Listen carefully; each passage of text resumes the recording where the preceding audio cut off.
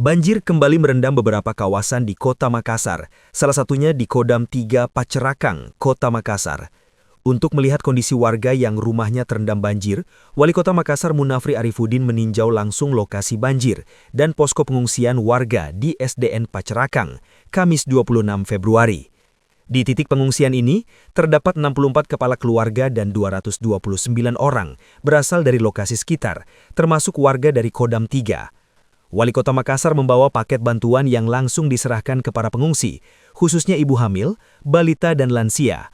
Munafri juga berdialog dengan warga, menanyakan keluhan, aspirasi, serta apa yang menjadi harapan masyarakat di pengungsian. Bantuan yang diberikan berupa makanan siap saji, sarung, serta kebutuhan lainnya. Secara khusus, Wali Kota menekankan pentingnya kontrol terhadap ketersediaan bahan makanan, obat-obatan, pakaian, hingga kebutuhan air bersih. Seluruh perangkat daerah terkait hingga RT RW diinstruksikan untuk memberikan pelayanan maksimal kepada para pengungsi dan turut terlibat aktif di lapangan. Saudara-saudara kita yang berasal dari Kodam 3 diberikan tempat untuk mengungsi sementara dari tempat tinggal mereka. Seluruh kebutuhan yang mereka butuhkan bisa dipenuhi oleh teman-teman dari Dinas Sosial, Dinas Kesehatan, dari BPBD, semuanya Satpol, Damkar, semuanya bersama dengan RT RW.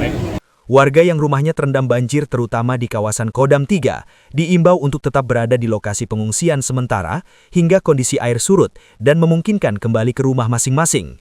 Penanganan warga terdampak banjir di pengungsian merupakan kolaborasi antar dinas atau SKPD lingkup pemerintah Kota Makassar, di antaranya BPBD, Damkar, tim kecamatan kelurahan, serta SKPD lainnya.